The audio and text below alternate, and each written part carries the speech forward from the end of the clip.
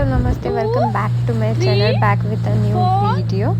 So हा vlog आहे almost Konkan part 2 I guess. So next second day आम्ही जे काही पॉईंट्स आहेत ते पाहण्यासाठी गेलो होतो, जसे की ते म्हातारीची चूळ तेव्हा खूप जास्त ट्रेंडिंगला होता. सो ते प्लस अजून असेच 15 पॉईंट्स होते तिथे. सो आम्ही पहाटेचा स्लॉट बुक केला होता आणि मी रेकमेंड करेल की तुम्हीही तो स्लॉट बुक करा, कारण की नंतर खूप जास्त त्रास होतो, कारण की ऊनही वाढतं आणि मग वॉमिटिंगही होते खूप लोकांना. सो म्हणजे मी रेकमेंड करेल की तुम्ही मॉर्निंगचा स्लॉटच बुक करा. सो ते आम्हाला घेऊन गेले, खूप आतमध्ये घेऊन गेले. त्यांचे म्हणजे तिथे खूप सारे आहेत, प्रत्येकाचे स्टार्टिंग पॉईंट वेगळे आहेत जिथून ते स्टार्ट करतात. सो आम्ही ज्यांच्याकडे बुकिंग केली होती त्यांनी आम्हाला असं घेऊन गेले होते. सो त्याच्यानंतर 6:30 or 7 समथिंग आमचा प्रवास स्टार्ट झाला. पाणी भेटतं जवळपास 40 ते 50 किलो बॅक वॉटर जावं लागतं. तसं जी नदी आहे ती शिवापूरहून स्टार्ट झाली, त्या संगम कॉलेजचं पाणी खारं झालं म्हणून त्याला करलीची खाडी म्हणतात. सो असे खूप सारे पॉईंट्स आहेत ज्याच्याबद्दल ते गाईडही करतात आपल्याला आणि मग ते पाहायलाही भेटतात. ऑसम प्लेस आहे मालवण. नक्की विजिट करा. आय मीन जे काही आपला स्ट्रेस असतो, डेली रुटीन असतं ना, खूप छान वाटतं तिथे. सो नक्की विजिट करा. सो हे आम्ही सर्व गेलो होतो, फॅमिली ट्रिप होती आमची बाय द वे. सो आम्ही सगळे खूप मस्ती केली, खूप एन्जॉय केलं. बट ती जी शांतता आहे ती खूप छान होती. आणि वॉटर म्हणजे पाण्यामध्ये आपण तो जो टाईम असतो ना, तो खूप रिलॅक्सिंग असतो. खूप लोकांना त्रास होतो पाण्याचा, बट म्हणजे खूप जास्त वेळ जर तिथे थांबलं तर ऑब्वियस सगळ्यांनाच होतं. पण म्हणून मी सांगते की तुम्ही जर मॉर्निंग स्लॉट बुक केलं तर खूप छान तो प्रवास तुम्हाला हे होईल. तुम्हाला नॉशिया, वॉमिटिंग ते सगळं काहीच नाही होणार. सो अशा याच्यात ना, आणि आपल्या चारही बाजूला समुद्र पूर्ण खूप छान वाटतं. सो नक्की विजिट करा तुम्ही पण. कोकणला गेला तर मालवण, स्पेशली मालवणमध्ये आहे हे. अँड या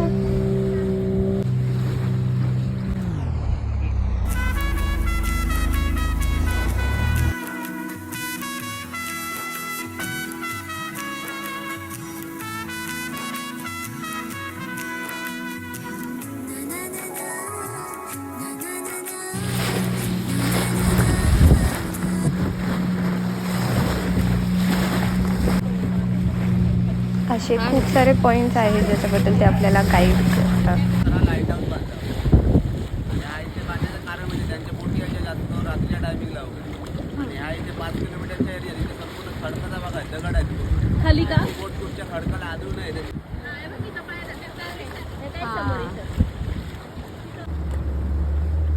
इथे ते सर्व आहे जे light house, old light house, new light house, परत त्याच्यामध्ये अजूनही लोक राहतात. हे सर्व त्यांनी आम्हाला गाईड करत होते. सो खूप छान वाटत होतं. आय मीन गाईड चांगले असतील ना तर अजून आपल्याला त्याचं इन्फॉर्मेशन कळत जाते, मग आपल्याला अजून पाहायला छान वाटतं. So yes. आणि तुम्हीही असं कधी प्लॅन केलं आहे का? तुम्ही तुमच्या फॅमिलीसोबत गेला आहात का? नक्की कमेंट करून सांगा.